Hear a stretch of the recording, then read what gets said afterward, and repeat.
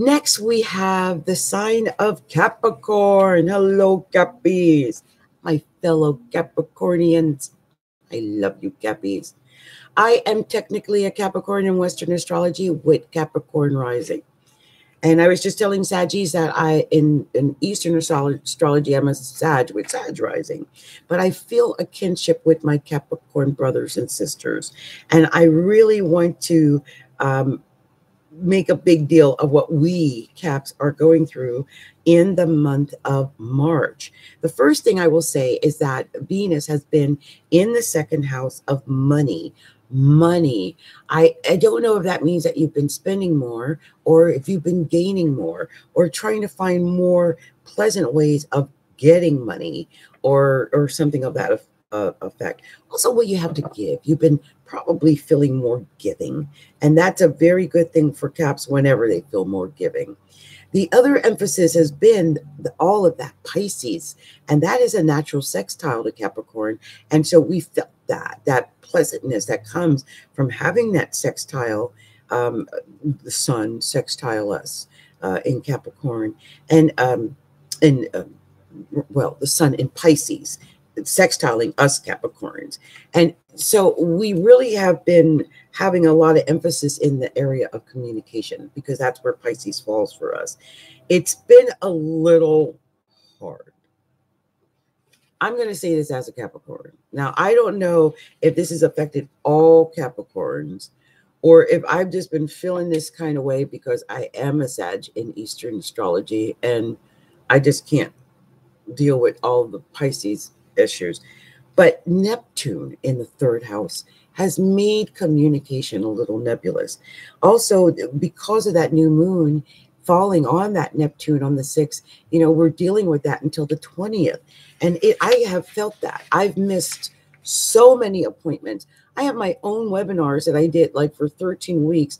So far, I've missed 2 out of 3 weeks because of either Benadryl or some type of illness or someone interrupting or having other conversations that ran over.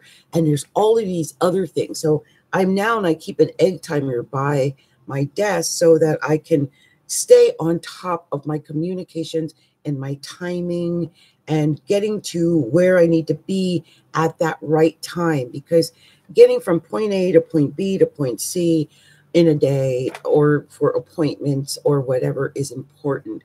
And I'm having trouble working from home online.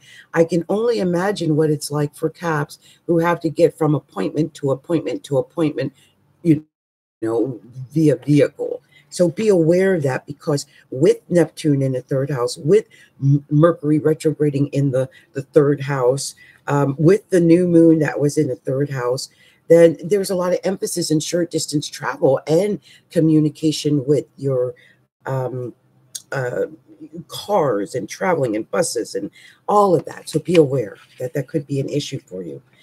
Another area emphasis would be the fourth house because of Chiron going there.